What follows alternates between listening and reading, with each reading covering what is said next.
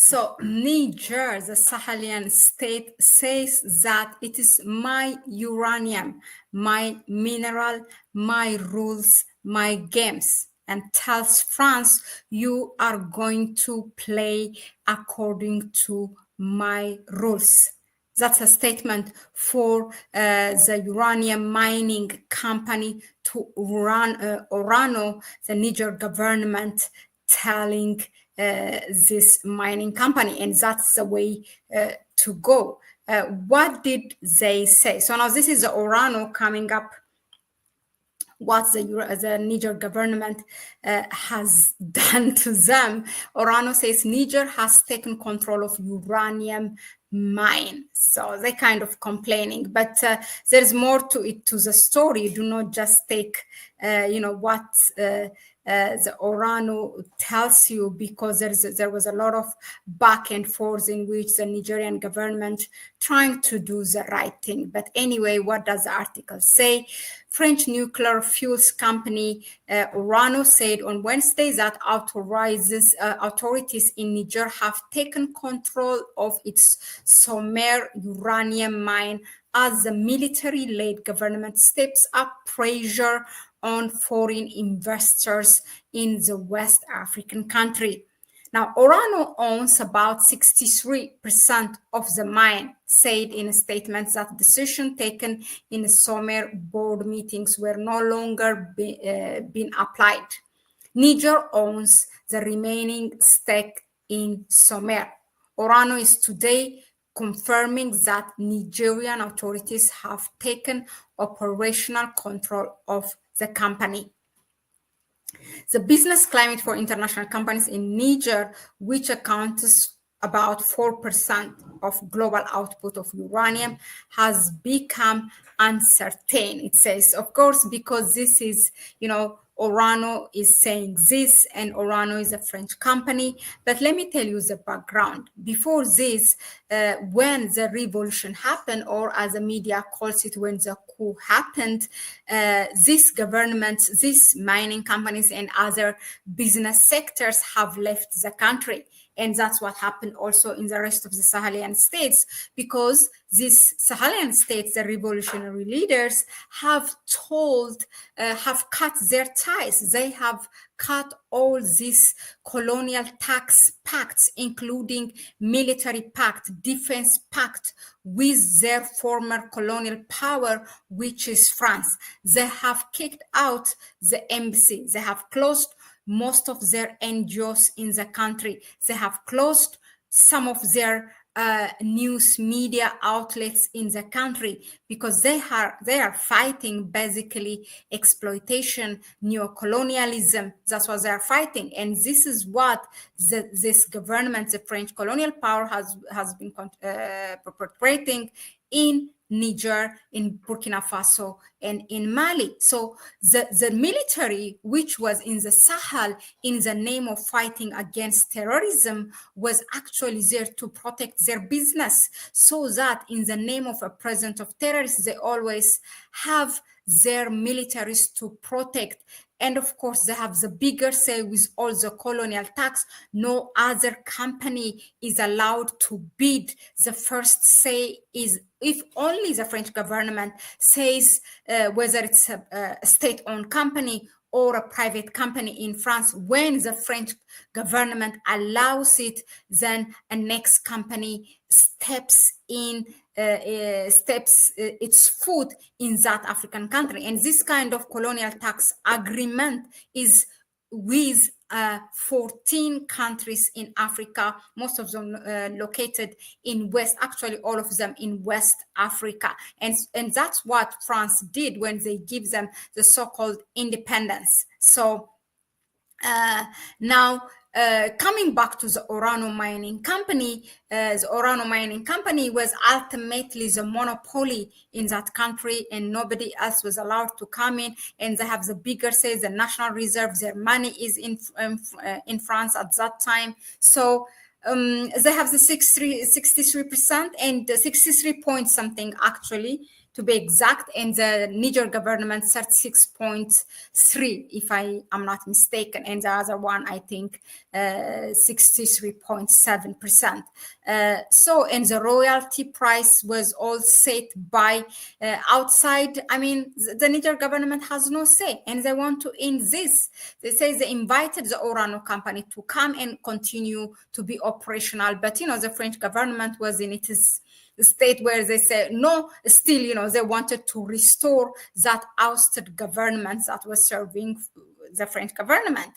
They wanted to bring Mohamed Bazoum. So they refused. Finally, the Niger government has revoked their permission. And when their permission was revoked and they wanted to come and negotiate, and that was not happening because there was a lot of terms and conditions that needs to be corrected so that it benefits the welfare first and foremost, the welfare of Nigerian people, and also as a business partner, that will they continue to be a business partner, but there will be no having upper say or whatever beyond the Niger government. So that's what that makes them now not to accept what is proposed by the Nigerian government.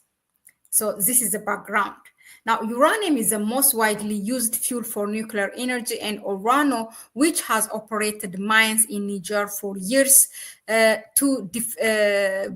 to defend its rights before competent bodies in order to allow SOMER to operate normally. What is normally? Let me ask this company. What is normally? Normally means Orano still continuing to have the 67% and Niger government having less, and then just still extracting raw materials from Niger while Nigerians still live in the darkness, while that uranium and go lit up France 24/7, and 80% of Nigerians have to rely on power ratio or even in the darkness. Is that normal? That's not normal. Well, that's called colonialism. Now, officials at the Niger embassy in Paris did not immediately respond to a request. It says Niger accounted for about 15% of Orano's uranium supplies when its mines were operating at full capacity. The company has said that the halt in exports from Niger has been fully offset by a ramp up of mines. They're saying we have got a replacement. We are mining now from Canada and Kazakhstan. Why you did not do it in the first place from there? Because you came to Niger, you want cheap labor, maybe even free labor, abusing child, that's like child exploitation, just like what's happening in DRC and in other parts. Look at the continuous protests around mining companies in South Africa. That's what you wanted. Why you didn't go to Canada in the first place, Kazakhstan, or else you're coming first to finish all the minerals from Niger, and then when it suits you to go to the next country. So now Niger is not allowing all this, and it's saying that it's my uranium, and so that this is my game, and you are going to play according to my rules. Well done to Niger and its government, to the government of General Abdurrahman Tihiani and its administration. This is a way to go. Let me tell you an example. In Indonesia, I have been giving this example continuously this past 2 days. Indonesia recently halted or imposed a ban against iPhone 16 product of Apple because it was sold quickly, and then they have imposed that ban, and then asked Apple to invest $1 billion. This is how you negotiate to benefit your people. Now, in a laughable way, Apple proposed 10 million. What is $10 million? And then they say no. And then they came up with $100 million, which is 10 times of, the $10 million. Still, Indonesia said no. Now they have to, still they said they will not lift the ban. You see, that is how it worries them and bothers them, meaning the ban of selling iPhone 16 in Indonesia. Imagine African countries do that either you invest in my country or not. Indonesia not only did that to Apple, but also they did it with China. Now, Indonesia forms $1.2 billion battery venture with China's CATL. Indonesia announced a joint venture with China's contemporary Amperex technology, known as Cattle Company Limited, to invest $1.2 billion in battery production in the Southeast Asian country, furthering its ambitions to become a global hub of electric vehicles. I really want to now, this makes me, it gives me a chill. And wow, who is this leader, telling them what to do? You play according to my rule in my country, or else I'm going to ban this, I'm going to ban that, because I know it's going to hurt you. And you have to come to my table to negotiate according to my terms. And this is one country in Asia. Imagine now Niger, the Sahelian states, telling this to those, to the former exploiters and colonial powers, and then the Western world in general. And that's what they are doing, actually. And imagine the recent take now, the Biden visit to Angola and the Lobito Corridor project. It's all to take the diamonds, the gold, the cobalt, the copper, the nickel, the lithium, everything that is needed to make in the industrialization, in the energy industrialization era, which is what we live in now. They are at war with China. So they are extracting these raw materials from DRC, from Zambia, Angola, and shipping it there from Angola's Lobito port. And they are now going to ship it also to Tanzania. That's what he came for. Imagine that what actually the Tshisekedi of DRC, President Hichilema of Zambia, and President Lorenzo of Angola, and Suluhu of Tanzania have said to Biden, where the sleepy Joe Biden was sleeping in that meeting, they should have said, you know what, you cannot extract these raw materials with this $500 million that you are saying you are re-innovating the railway and you announce it in a bigger way. Guess what? We are a country with a GDP, this amount of $1 billion, this $1 trillion, actually, which it is. And then what we want is an investment of these billions of dollars in our countries, set up a refinery, the copper, the cobalt, the lithium, the nickel, all the things that you need to do. In fact, you know what? You have to make